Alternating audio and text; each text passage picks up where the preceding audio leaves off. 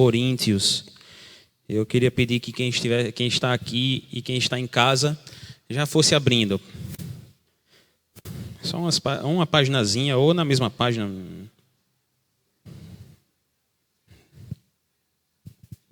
E aí, como no estudo de Efésios 5, a gente vai dividindo em alguns blocos e a gente vai refletindo sobre os versículos, sobre o teor dos versículos e no final a gente aplica esses versículos. 1 Coríntios 2, eu vou começar a ler. Diz o seguinte: Irmãos, quando estive com vocês, anunciando-lhes o mistério de Deus, não o fiz com ostentação de linguagem ou de sabedoria, porque decidi nada saber entre vocês a não ser Cristo e este crucificado. E foi em fraqueza, temor e grande tremor que eu estive entre vocês.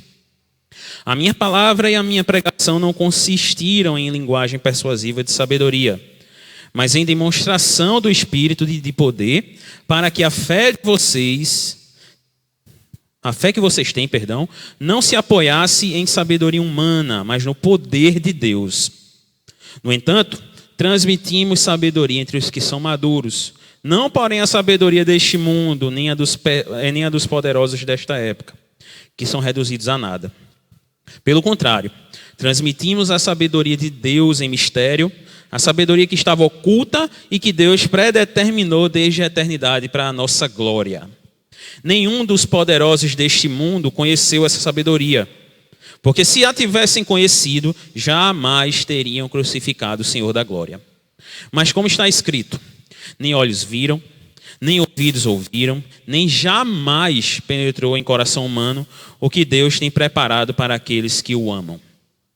Deus, porém, revelou isso a nós por meio do Espírito, porque o Espírito sonda todas as coisas, até mesmo as profundezas de Deus. Pois quem conhece as coisas do ser humano a não ser o próprio Espírito humano que nele está? Assim, ninguém conhece as coisas de Deus a não ser o Espírito de Deus. E nós não temos recebido o Espírito do mundo, e sim o Espírito que vem de Deus, para que conheçamos o que por Deus nos foi dado gratuitamente. Disto também falamos, não em palavras ensinadas pela sabedoria humana, mas ensinadas pelo Espírito, conferindo coisas espirituais com espirituais.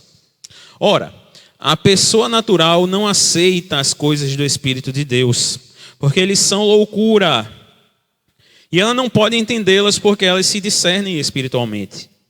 Porém, a pessoa espiritual julga todas as coisas, mas ela não é julgada por ninguém. Pois quem conheceu a mente do Senhor para que o possa instruir? Nós, porém, temos a mente de Cristo.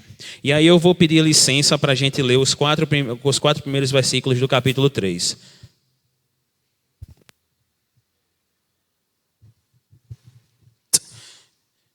Porque acredito que seja importante para que a gente entenda essa questão do capítulo 2, que termina no capítulo 3, e que diz o seguinte: Eu, porém, irmãos, não pude falar a vocês como a pessoas espirituais, e sim como a pessoas carnais, como a crianças em Cristo.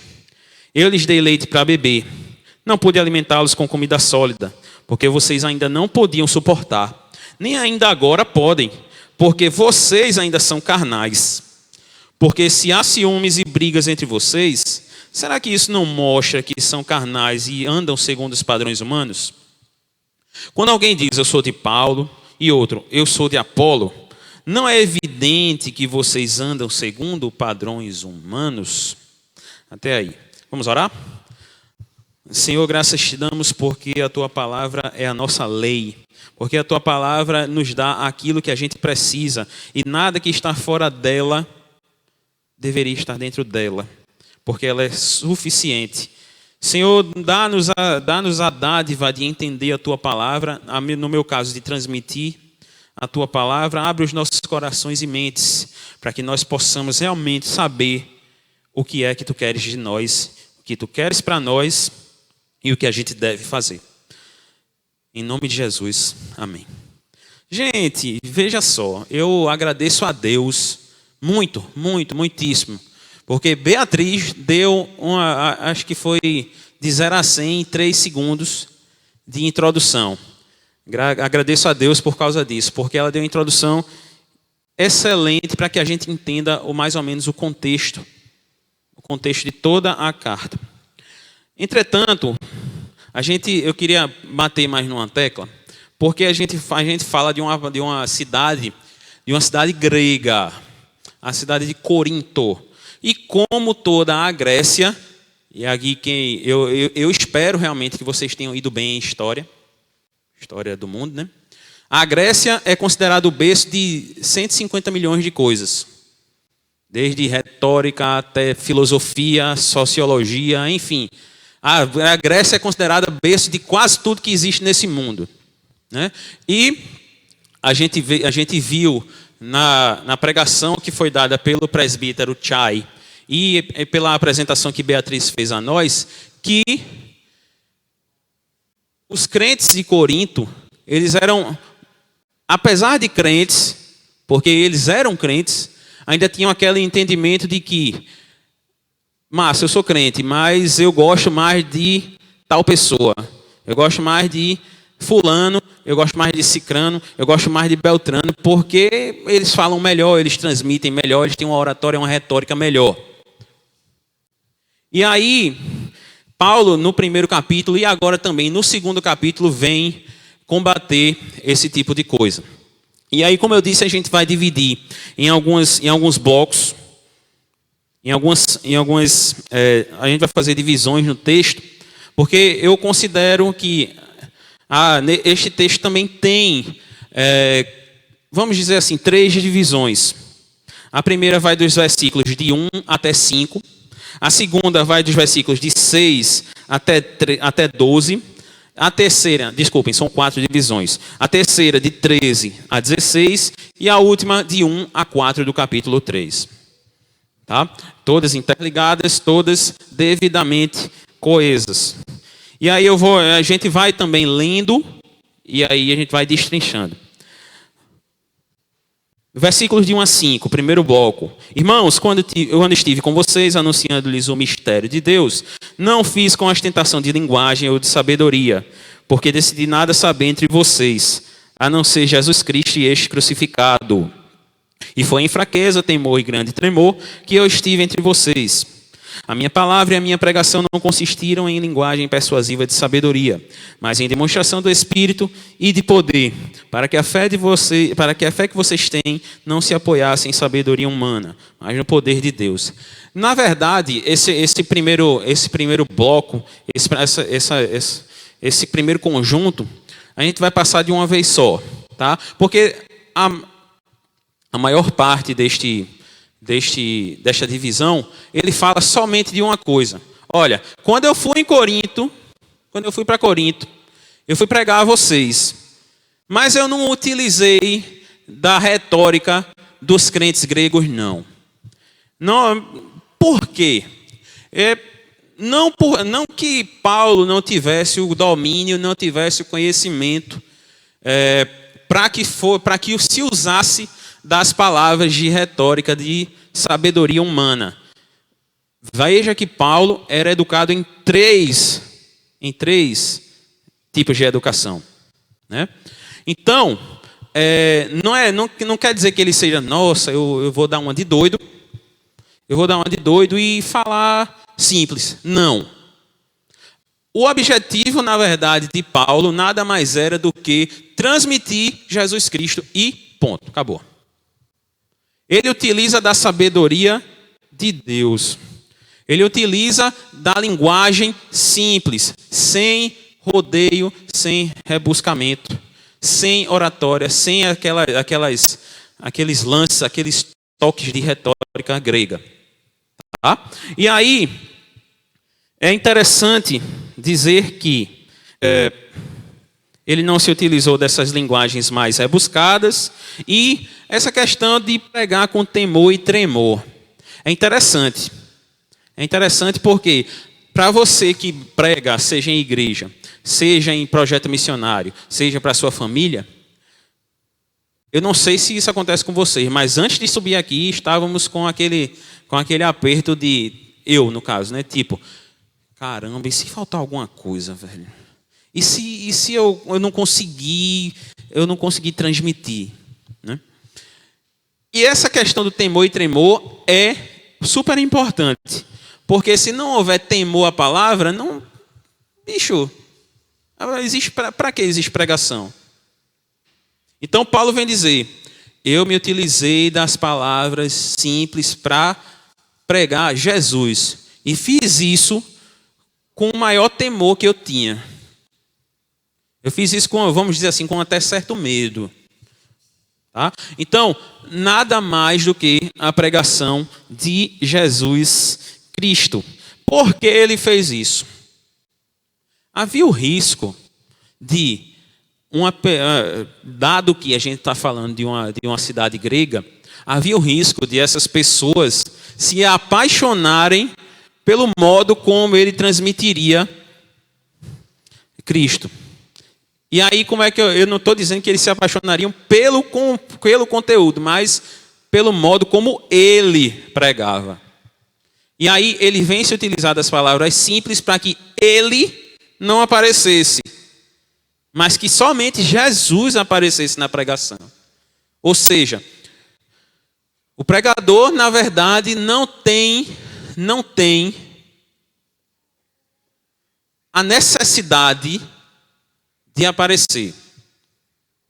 É necessário que Jesus cresça e que o pregador diminua. É mais ou menos isso mesmo que ele faz aqui. É necessário que Jesus seja apresentado e que eu, tanto faz eu. Então, gente, é isso. A gente vai ver mais na frente, no último bloco, que tudo isso que foi falado no capítulo 2 combina exatamente nessa questão. É Jesus e ponto. Acabou. Vamos lá.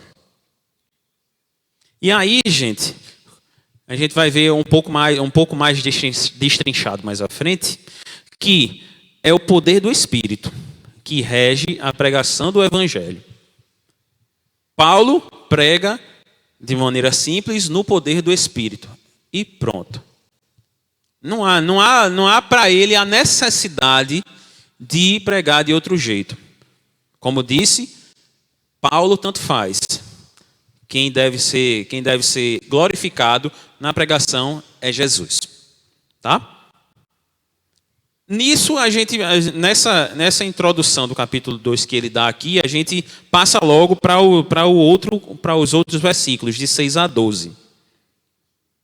E aí, nesses versículos de 6 a 12, particularmente, foi uma questão bem assim na minha mente, porque para entender foi complicado. Mas graças a Deus, onde a gente estava estudando, Deus falou, Deus ministrou, graças a Ele. Então vamos lá. Capítulo 2, dos versículos de 6 até 12. No entanto, transmitimos sabedoria entre os que são maduros, não porém a sabedoria deste mundo, nem a dos poderosos desta época, que são reduzidos a nada. É como se ele quisesse dizer assim. Gente, é o seguinte. Presta atenção aqui. Vocês acham que são maduros, né? Vocês acham que são maduros. Então vamos lá.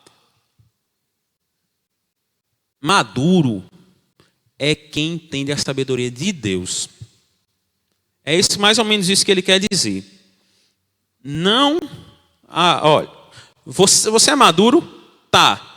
Você entende a sabedoria de Deus? A gente vai ver mais na frente que é a sabedoria de Deus aqui, segundo o texto. Você entende? Ótimo. Então você é. Se você não é, ou se você não entende, nem se preocupe, passa. Você não é maduro. Você precisa amadurecer.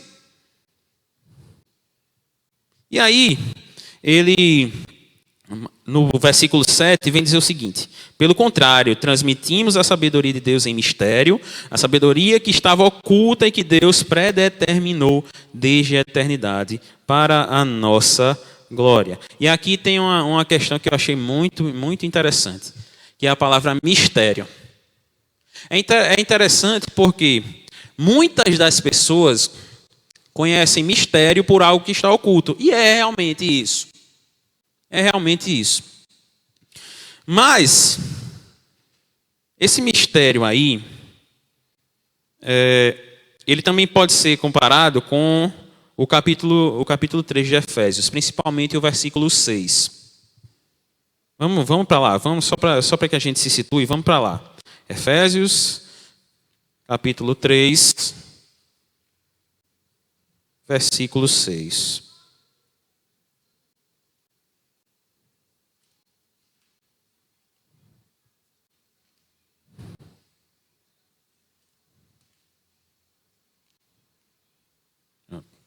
Efésios 3, versículo 6. O mistério é que os gentios são co-herdeiros, membros do mesmo corpo e co-participantes da promessa em Cristo Jesus por meio do Evangelho.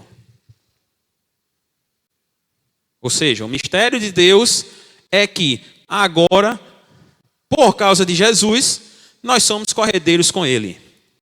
Ponto. Então, esse mistério é o mistério que Paulo apresenta aqui. Pelo contrário, transmitimos a sabedoria de Deus em mistério, a sabedoria que estava oculta e que Deus predeterminou desde a eternidade para a nossa glória. E aí, vamos bater nessa tecla. O que é o mistério de Deus, a gente já viu. Entretanto, ele diz que ele estava secreto e oculto. Ele transmite a sabedoria de Deus em mistério. E ele estava secreto e oculto. Isso aí faz uma relação, faz uma ligação com o Antigo Testamento. Como assim? Eu queria, não precisa responder, lógico. Eu queria que você pensasse, por exemplo, como é que você sabe que pecados são perdoados no Antigo Testamento? A gente leu que é um cordeiro sem mácula e o sangue dele é que purifica os judeus do pecado. Isso é uma tipificação do trabalho de Jesus. Então, vamos pensar nessa linha. Você vê expresso, você vê, ele está ali, neste trabalho, Jesus. Pensa aí, pense os que estão aqui e os que estão em casa. Você vê Jesus ali, não tira aquela questão de que a gente já sabe que essa questão do sacrifício do cordeiro é para remissão dos pecados, e isso tem ligação com o sacrifício de Cristo. Mas a gente lendo aqui, um exemplo disso, Isaac sendo dado para morrer. Onde é que está expressamente Jesus ali? Não está, né? Não está, porque a gente não diz ali, olha, Isaac foi dado para ser imolado, isso é Jesus. Não, você não vê Jesus ali, ninguém via. Eles esperavam Jesus, mas ninguém naquele sacrifício, ninguém que visse aquele sacrifício diria que aquilo é uma prefiguração da obra de Cristo. Ninguém. Ou seja, apesar de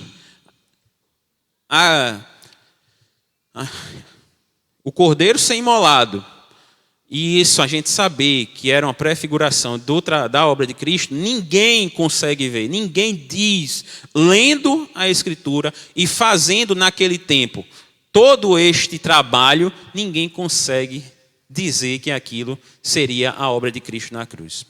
Ou seja, ele estava secreto e agora, com a pregação do Evangelho para nós gentios e com o sacrifício de Cristo na cruz, a gente consegue saber qual é o mistério de Deus, que é que agora nós somos co-herdeiros com Cristo. Ou seja, ele era secreto, ele era oculto, ele não estava patente, não estava na nossa cara, e agora está. E agora a gente consegue saber, porque está escrito na Bíblia, que Jesus se humilhou e morreu para que os pecados do mundo fossem perdoados. E é isso.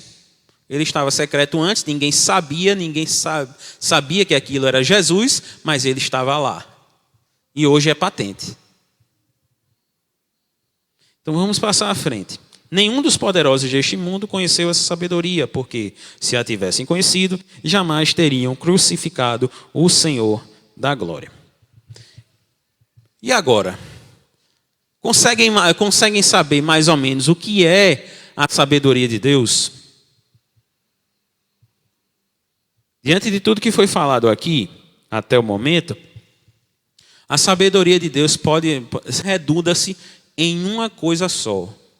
Não, eu não queria falar coisa, né? Redunda-se em uma pessoa. Jesus.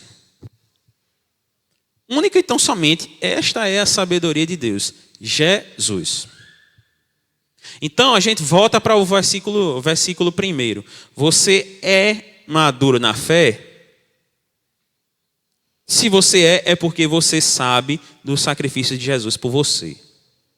Da obra redentora de Jesus na cruz do Calvário. Se você ainda não entende, você precisa amadurecer.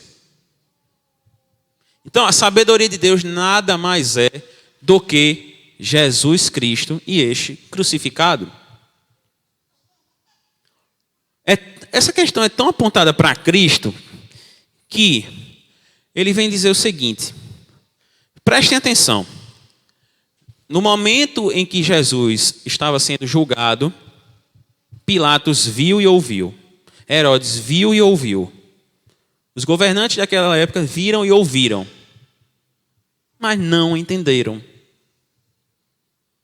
Todo mundo que teve acesso a Cristo viu e ouviu, mas não foram todos que deram ouvidos.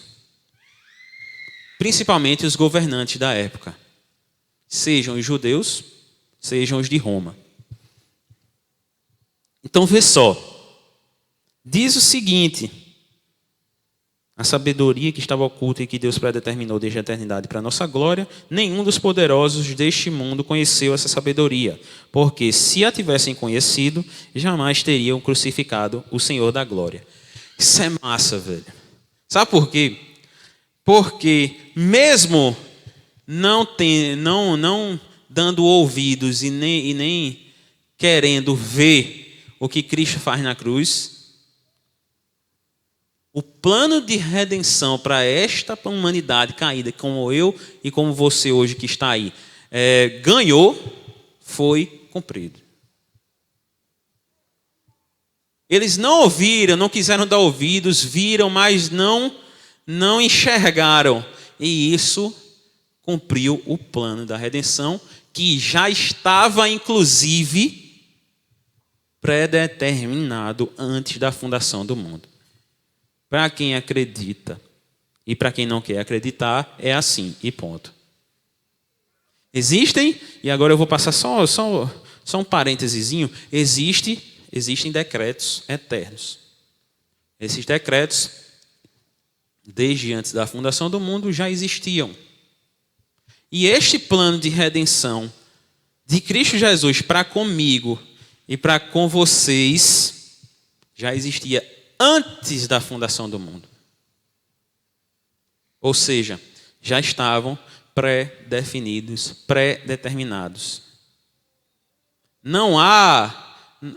E aí eu compreendo dessa forma. Não há nada que esteja sendo criado agora. Nada, zero. E se você acha que alguma coisa sai do nada e vira alguma coisa, Não. Deus já tinha preparado tudo antes da fundação do mundo. Até a fundação do próprio mundo. Então vamos passar à frente.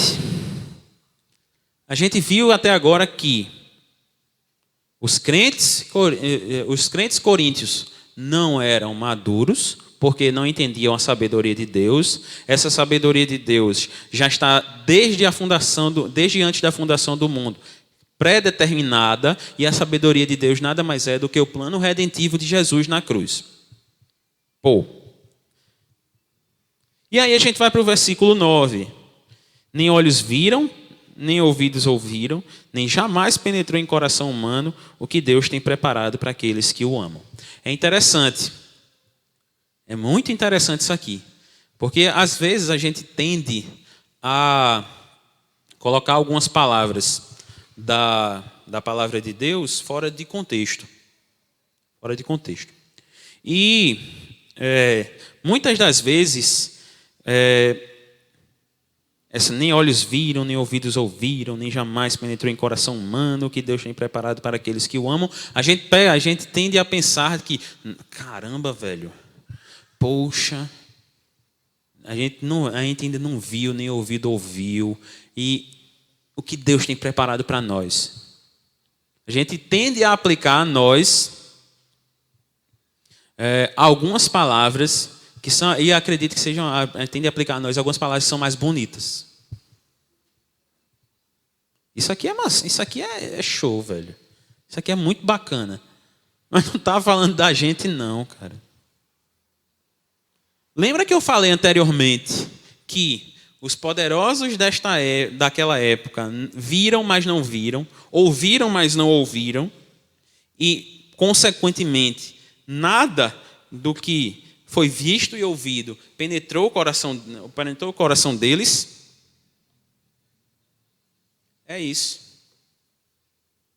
Ouviram Jesus, viram Jesus, viram milagres, viram cura, viram a obra, a pregação dada por Jesus, mas nada disso penetrou o coração humano. E aí, é aí que a gente entra. Deus preparou tudo isso para aqueles que entendem a sabedoria de Deus. Deus preparou tudo isso para o seu povo. Para o seu povo escolhido. Para aqueles que amam a sua vinda. Não foi para todo mundo. Não foi. Gente, a salvação não é universal. Não é. Foi para aqueles que o amam.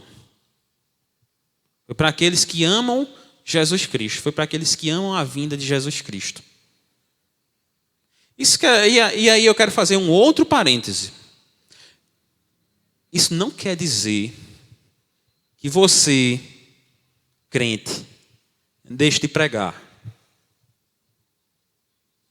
Não quer dizer. Deus tem tudo pré-ordenado. Tem. Deus preparou todo o plano de redenção para aqueles que o amam. Sim. Mas isso não quer dizer que você deve deixar de pregar, deixar de orar. Não. Isso faz com que você deva pregar mais. Porque outras pessoas precisam saber de Jesus Cristo e aí ter isso que estava preparado para aqueles que o amam. Tá? Então fica na mente, pega a visão. Tudo aquilo que ouvidos não ouviram, olhos não viram e que não penetrou no coração humano, foi preparado para aqueles que o amam. Então pregue para que pessoas amem também a vinda de Cristo. E possam fazer parte disso aqui. Pregue, ore. Você pode até não saber, mas a sua pregação pode fazer com que pessoas vislumbrem a Cristo, tá? E possam participar da sua vinda. E aí, gente, a gente passa para frente. Versículo 10. Deus, porém, revelou isso a nós por meio do Espírito, porque o Espírito sonda todas as coisas, até mesmo as profundezas de Deus. A gente vai ver mais à frente que Paulo dá uma espécie de conceito de cosmovisão. E aí, gente, neste versículo 10, a gente tem, quando a gente lê isso aqui, a gente tende a pensar que entender as coisas que a gente pode entender as coisas de Deus através da sabedoria humana. É claro que eu não quero dizer que a sabedoria humana é totalmente para ser jogada fora. Senão ninguém estaria na universidade. A sabedoria humana é de total serventia. Inclusive, às vezes até ajuda você a entender algumas coisas. Mas não é através dela que você entende as coisas de Deus. A sabedoria de Deus só é ministrada aos seus ouvidos e você consegue ouvir se for o Espírito Santo. É somente pelo trabalho do Espírito Santo que você consegue reter para si que uma pessoa foi mandada por Deus, que diz que é pai dela, e esse pai agradou a ele matar este filho por causa de pessoas que não mereciam. Isso não faz sentido algum para aquelas pessoas que não têm o Espírito. Não faz nenhum sentido. Não faz nenhum sentido, inclusive, por exemplo, vamos pegar o exemplo que a gente deu no Antigo Testamento. Não faz sentido algum matar um cordeiro para que os pecados do povo fossem jogados fora. Não faz. Mas para nós, que temos o Espírito de Deus atuando dentro de nós, isso faz todo sentido. Então, a sabedoria humana, por mais que nos ajude a entender algumas coisas, nunca vai nos ajudar a entender, por exemplo, o sacrifício de Cristo na cruz. Então, pense nisso. A sabedoria humana é boa. Boa. Mais ou menos. Mas você não entenderá nada do que está escrito aqui nessa palavra, se não for pelo Espírito. E aí a gente passa para o versículo 11. Pois quem conhece as coisas do ser humano, a não ser o próprio espírito humano que nele está. Assim, ninguém conhece as coisas de Deus, a não ser o Espírito. Então, a gente aqui reafirma-se o que a gente falou antes. Não dá para entender coisas que somente o Espírito explica pela sabedoria humana. Não dá para a gente, pelo nosso raciocínio ilimitado, conceber coisas que somente pode se entender através do Espírito. Eu vou bater nessa tecla de novo. Não dá. Inteligência, esperteza, e aí eu parto para a teoria das inteligências múltiplas, porque um teórico chamado Howard Gardner diz que existem diversas inteligências, e para alguns existem algumas, e para outros existem outras. Né? Então, mesmo assim, nenhuma dessas vai lhe fazer entender a sabedoria de Deus. Então, pensem nisso.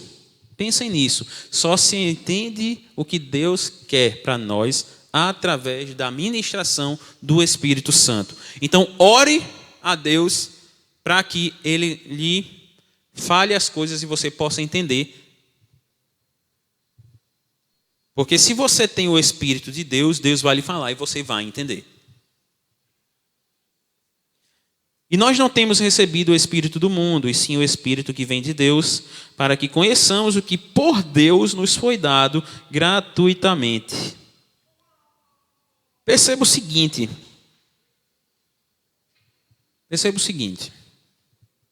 Nesses 3 versículos, do 10 ao 12, a gente tem que... Aliás, desculpem, queria falar do que a gente leu até aqui, do 6 ao 12. Perceba o seguinte: toda a obra de redenção, de salvação, redunda única e tão somente na Trindade. Primeiro, Deus, que pré-ordenou tudo e mandou o seu Filho. Este Filho que morreu em nosso lugar numa cruz, se fazendo maldição por nós. E a gente só pode entender isso através do Espírito Santo, que ministra os nossos corações. Ou seja, tudo a Trindade está no centro. Não achemos que a gente tem algo de importante nesse trabalho. Eu estou me atendo ao trabalho aqui. Não achemos isso. Saibamos que tudo é a Trindade. Tudo é Jesus. Tudo está centralizado em Deus, em Jesus e no Espírito Santo. Tá? Não em nós. Por isso que ele deixa claro que sabedoria humana não vale para entender aquilo que Deus tem preparado para nós. Se não, vamos voltar aqui, não teriam crucificado o Senhor. Tá? Então, tudo redunda na Trindade. Tudo está centrado na Trindade. Todo o trabalho de salvação, santificação, redenção não está em nós, e somente na Trindade Santa. E aí a gente passa para o terceiro bloco, que são dos versículos 13 ao 16, que dizem o seguinte: disto também falamos, não em palavras ensinadas pela sabedoria humana, mas ensinadas pelo Espírito, conferindo coisas espirituais com espirituais. Ora, a pessoa natural não aceita as coisas do Espírito de Deus, porque eles são loucura, e ela não pode entendê-las porque elas se discernem espiritualmente. Porém, a pessoa espiritual julga todas as coisas, mas ela não é julgada por ninguém. Pois quem conheceu a mente do Senhor para que o possa instruir? Nós, porém, temos a mente de Cristo.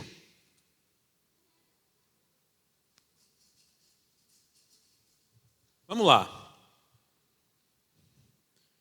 Parece que Paulo quer bater nessa tecla mesmo. A intenção de Paulo é bater na tecla de que não existe entendimento a partir da sabedoria dos filósofos, já que a gente está falando na cidade de Corinto, cidade grega, importante, ela ainda existe, inclusive. Tem inclusive um estreito onde se passam as mercadorias, um dos mais importantes do mundo. E como a gente está falando de Grécia, parece que a intenção de Paulo é justamente pregar isso mesmo. Olha, não é por você ou por pessoas que falam o que falam, tá? Não se usa de palavras de sabedoria humana para falar de coisas espirituais. Somente o Espírito está habilitado para ministrar aos nossos corações o que ele quer dizer. Nenhuma palavra de sabedoria do mundo vai poder explicar o que acontece no mundo espiritual. E é por isso que ele fala lá no versículo, aqui no versículo 13, no final, conferindo coisas espirituais com espirituais. Existem algumas explicações para este conferindo coisas espirituais com espirituais. Mas aqui é mais, não vou dizer mais correta, mas o que indica mais o que ele está falando aqui é interpretando coisas espirituais, assuntos espirituais, com pessoas espirituais. E aí ele atesta agora que somente há pessoas espirituais pode se interpretar coisas espirituais. Ele atesta que somente o Espírito pode interpretar as coisas que Deus está falando com pessoas. E essas pessoas são as pessoas espirituais. Não é qualquer pessoa.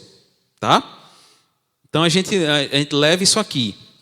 Isso foi o que mais dificultou nesse estudo. Porque como são diversas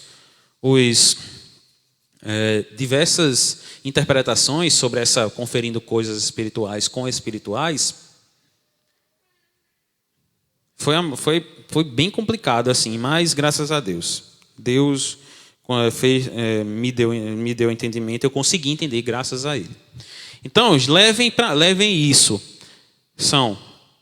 Eles interpretam coisas, Paulo interpreta coisas espirituais para pessoas espirituais, tá?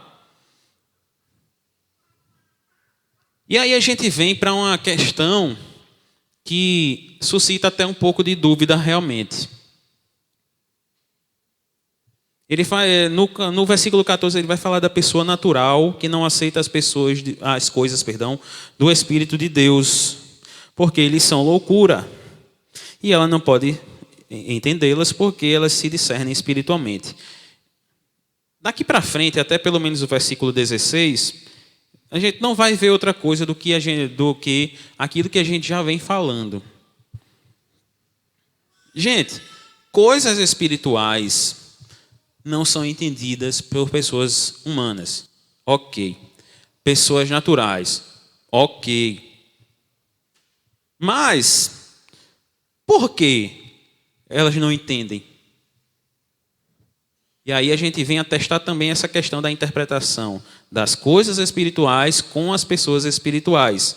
Porque elas se discernem espiritualmente. Não dá para interpretar uma coisa espiritual a pessoas naturais.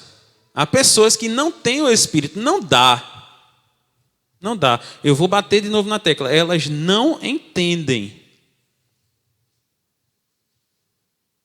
Elas não vão entender. Então, não entendem porque elas se discernem espiritualmente. É somente o Espírito. É somente através do Espírito que elas vão entender.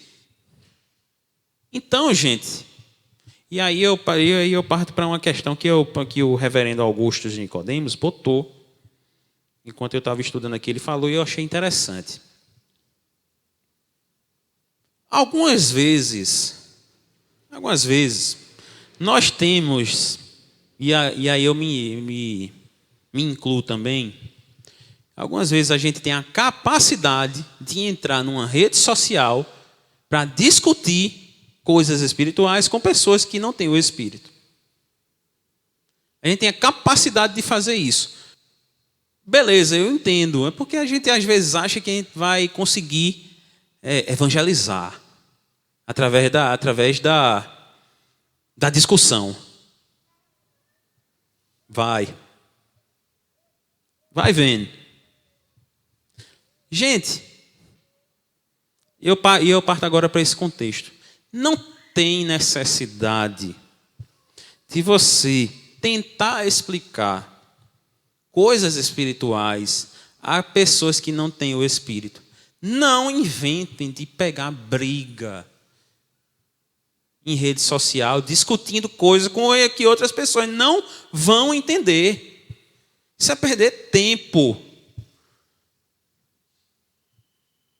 Você quer pregar? Pregue. Porque somente pregando Jesus Cristo é que eles podem passar a entender. Isso se Cristo quiser se revelar a eles vão passar a entender, mas no momento em que eles estão ali, eles não vão entender. Então você está perdendo tempo. Você está perdendo tempo discutindo coisas que eles não vão entender. Então não perca tempo. Faça o seguinte, se você antes de você começar a querer dar uma de sabichão, Dá uma de entendido. Vá orar. Vá orar. Porque se você se julga espiritual, então você ora para que o Espírito haja. Pelo menos eu quero entender assim. E não perca tempo, não. Se você quer pregar, vai e pregue. Não discuta, não. Às vezes, que fique claro, às vezes, é jogar pérolas aos porcos. Então, gente, você quer ir lá nas redes sociais pregar? Vá lá. Graças a Deus, pregue. A gente precisa fazer isso. Mas se for para chegar e discutir com um não crente, por exemplo, não. Perdeu seu tempo. Perdeu tempo precioso da sua vida. E às vezes perdeu até saúde. Porque você fica lá, bate. Chega um momento que vai girar ao contrário. Você vai cair duro no chão e o cara vai estar lá de boa, tranquilão. Então, gente, ora. Ora antes de ir lá na rede social, tirar a onda de sabichão e querer discutir com o povo. Vai orar porque o Espírito vai ministrar a você, como você, inclusive, vai agir. Tá? Passa à frente. E aí, ele diz o seguinte: porém, a pessoa espiritual julga todas as coisas, mas ela não é julgada por ninguém. O cristão maduro avalia, analisa, entende e aceita as coisas de Deus. Enquanto que as pessoas do mundo não conseguem entender o cristão verdadeiro, justamente porque não podem julgar o comportamento do homem direcionado pelo Espírito. Bato na tecla. E assim vai ser até o próximo versículo. Bato na tecla. Você que é direcionado pelo Espírito, você tem a capacidade de discernir espiritualmente tudo o que acontece. Tudo. O que acontece no mundo atual você consegue discernir espiritualmente, porque o Senhor age através do Espírito para lhe ensinar. Entretanto, às vezes, uma pessoa no seu trabalho, uma pessoa na sua universidade, uma pessoa na sua casa, uma pessoa no meio da rua, está lá vendo o teu comportamento cristão e não vai entender. Está lá vendo que você segue a Cristo no seu trabalho, na sua universidade, na sua casa, na sua rua, na sua escola. Ela vai ver o teu comportamento e não vai entender por que tu age daquela forma. Não vai. Ela vai ficar assim. Irmão. Por exemplo, estou conversando com o meu chefe, e meu chefe manda eu fazer uma coisa que a gente sabe, que eu sei, que vai contra os princípios de Deus. E eu digo, não vou fazer. E ele não vai entender. Ele não vai entender. Ele pode até achar assim, pode ficar até admirado. Nossa, uau! Por que esse cara fez isso? Quem é essa pessoa? De onde ele veio? Para onde ele vai? Do que ele se alimenta? E essa pessoa pode responder tudo isso. De onde ele veio, para onde ele vai e do que ele se alimenta. Ele pode responder todas as perguntas que Sérgio Chapelin fazia no Globo Repórter. Pode. Por causa de Deus. Porque o Espírito que está nele diz o seguinte: você veio de Deus. Por causa de Jesus, você tem mansões espirituais aguardando para que você vá morar lá. E do que você se alimenta? A minha alimentação vem daqui. E eu ajo do jeito que eu ajo, e você fica surpreso com o jeito que eu ajo, porque eu tenho o Espírito. E é isso. Ponto. Pois quem conheceu a mente do Senhor para que o possa instruir? Nós, porém, temos a mente de Cristo. E aí, como eu disse anteriormente, Paulo agora vem dar uma espécie de conceito de cosmovisão. O conceito de cosmovisão. Por que eu digo isso? Ele vem dizer que nós temos a mente de Cristo. Nada mais é que, porque nós temos a mente de Cristo, nós, pelo menos devemos, andar como Cristo andou. Nós andamos, no caso, como Cristo andou. Nós vemos como Cristo viu este mundo. Pensamos como Cristo pensou. Nós temos o privilégio de, por causa do agir do Espírito Santo, termos a mente de Cristo.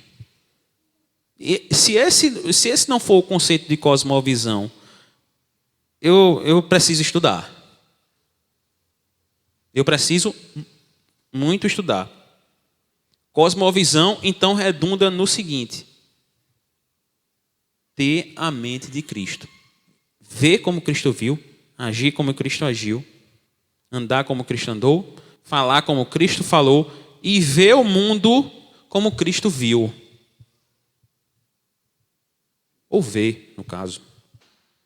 Então, esse é um conceito brevíssimo, de cosmovisão cristã. Então, se você acredita que sua cosmovisão é cristã, tenha a mente de Cristo. Então, ore para que o Espírito ministre a você e coloque em você a mente de Jesus Cristo. E para terminar essa primeira parte desse estudo, a gente vai passar os versículos 1 a 4 do capítulo 3. E esse aí bem mais rapidinho, porque no próximo estudo do capítulo 3 de 1 Coríntios vai ser dado por Panda. E aí, você mesmo, não se esconda não. Aí vai ser dado por Panda, e ele vai dar essa explicação do capítulo 3. Mas eu acredito que esses 4 versículos eles são, em minha visão, a redundância de tudo que já foi estudado. Então vamos lá. O versículo 1 do capítulo 3 é interessante, porque ele já começa dando a paulada. É como se ele quisesse dizer assim: olha, eu não pude falar com vocês como pessoas maduras, porque vocês não são. Porque vocês não entendem ainda. Vocês são crianças. Vocês não são maduros na fé ainda. Então, por isso eu não pude pregar, não pude falar como pessoas maduras. Eu precisei, numa igreja já constituída, voltar e pregar o básico, porque vocês não tinham esse conhecimento.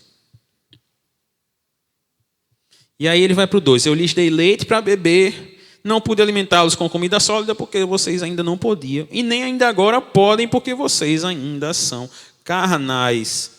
Ou seja, neste momento, ele vem pregar o básico, é como se fosse um leite e ainda foi coado. Ele pegou o leite assim, pegou uma peneira bem coadinha assim, botou por cima e só saiu aquela aguinha. Ficou a nata todinha aqui em cima. Então, E nesse momento eles nem podiam ainda, era uma igreja já constituída, ele teve que voltar para pregar o básico, e ainda assim eles não conseguiriam entender se houvesse uma pregação mais robusta. Isso para uma igreja que já tinha sido criada há algum tempo. Ou seja, não houve crescimento algum em maturidade. Porque se há ciúmes e brigas entre vocês, será que isso não mostram que são carnais e andam segundo os padrões humanos? E aí para a gente terminar essa primeira parte do estudo, já vou partir também para o capítulo 4.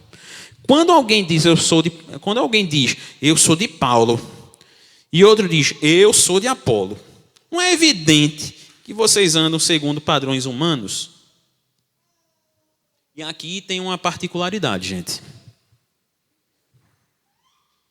Quando você coloca o nome de uma pessoa, por mais crente que ela seja, por melhor pregador que ela seja, quando você diz, eu sou de fulano, você está comparando essa pessoa, essa pessoa, com Jesus. Ela é o pregador, ela é o despenseiro, ela que foi colocada para pregar. E a gente viu no começo que tanto faz o pregador. Se Cristo for pregado, é o que importa. Então, se você tem paixão por um pregador específico, ore. Porque o pregador nada pode fazer se não for pelo objeto da pregação. E aí quando você coloca, não, porque eu sou de fulano, porque não sei o que, você está comparando o pregador com o objeto da pregação. Isso é bastante nocivo. Então ore, porque não importa eu que estou pregando aqui, não importa Márcio que prega aqui, não importa o pastor André que prega aqui, o que importa é Jesus e que este esteja sendo pregado. Tá? Então, para resumir, a gente viu que ele veio, pregou somente Jesus porque o pessoal não conseguiria, aliás, se apaixonaria por ele. Porque sim, ele era sábio. Tá? E aí, a sabedoria de Deus só pode ser ministrada aos nossos corações através da Trindade. Tá? E aí, né, agora sim, para fechar, uma pessoa não é madura se não entende a sabedoria de Deus. E aí eu vou para algumas aplicações para a gente concluir.